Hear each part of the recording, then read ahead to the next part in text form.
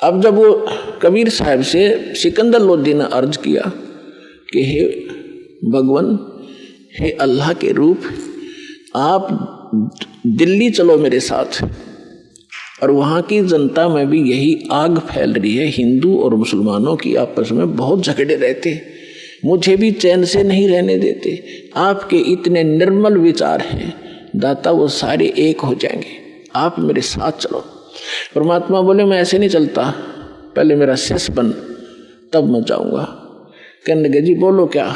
शिष्य बन गया मैं? मेरा तो जीवन ही नहीं था, आपने दान दिया है जीवन, मैं आपका शिष्य, आप मेरे मालिक हो।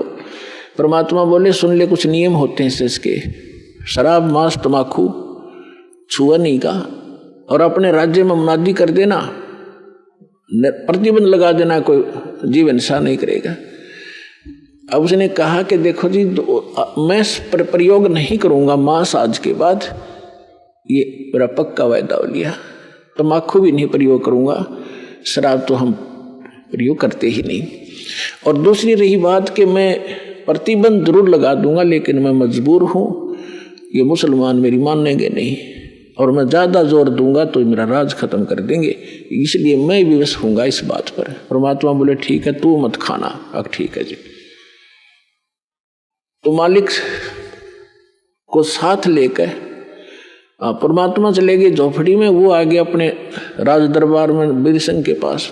तो वहाँ शेख तकी नाम का जो गुरु था मुसलमान, उसको जाकर के राजा ने बताना ही था अपनी खुशी कि भाई आज मैं कमाल हो गया, मैं बिल्कुल स्वस्थ हो गया तकी, शेख तकी जी, हे पीर जी।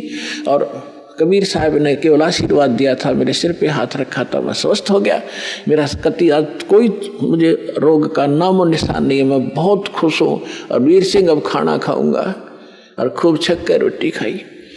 अब कहते हैं दो फकीर और दो वजीर ये कभी भी एक दूसरे की प्रशंसा सुन नहीं सकते।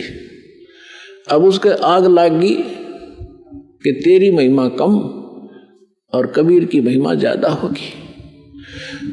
तो मुंह तो डाल दिया शेख तकी ने।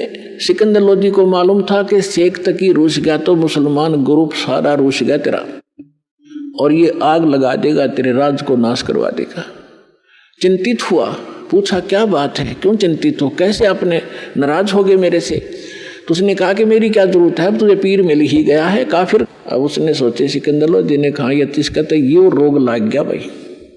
तो कहने लगा जी क्या बात है बताओ तो, कि क्या जरूरत है तुझे?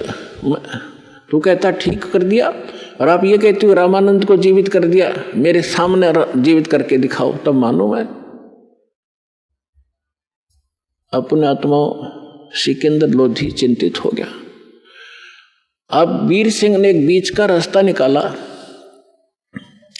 वीर सिंह ने कहा शेख तकी जी देखो, आप भी पीर हो, गुरु हो, और वो भी गुरु हैं। देखो संतों की लड़ाई ज्ञान की होनी चाहिए, इन सिद्धि शादियों की नहीं होती, क्योंकि वो ज्ञान से परिचित थे।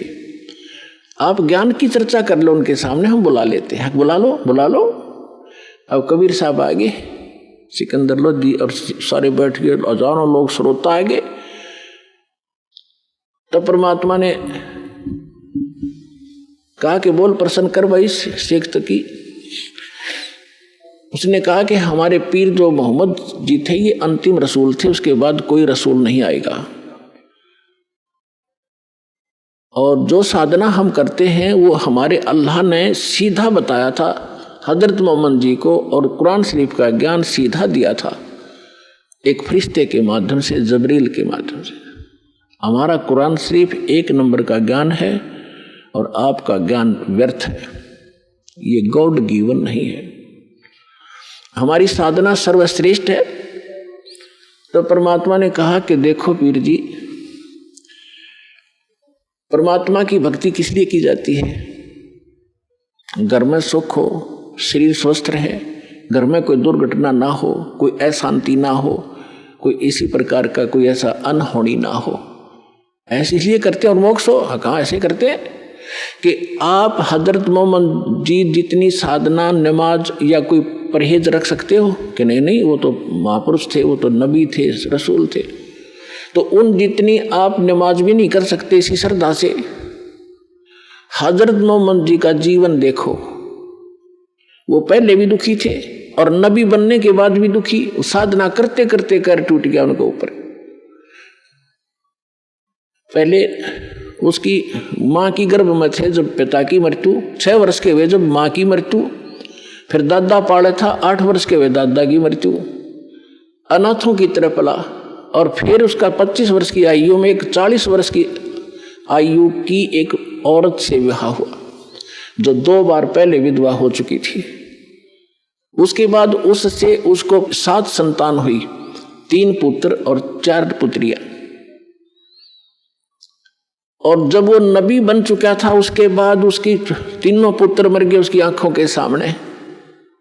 तो खाक साधना तुम्हारी, और इस भक्ति से ऐसे कर टूटते रहे तो क्या भक्ति है ये तुम्हारी। अब फिट्टे मुंह हो गया उसे शेख तकी, चुप हो गया। कहने गए तो हमारे नबी की बेइज्जती करता, हम सुन नहीं सकते हैं, ये कहकर उठकर झंडी फाड़ दी। इनके पास यही है, नकलियों के पास बकवास करना। फिर सिकंदर लोधी का यह बात घर में हृदय में दचगी के सचमुच खाक साधना थी वह। लेकिन वो राजा बोल नहीं सकता पब्लिक के सामने, पब्लिक के सामने संत ही बोल सकता है। संत सर्वहितैषी होते हैं, वो केवल अपने राज के हितैषी होते हैं।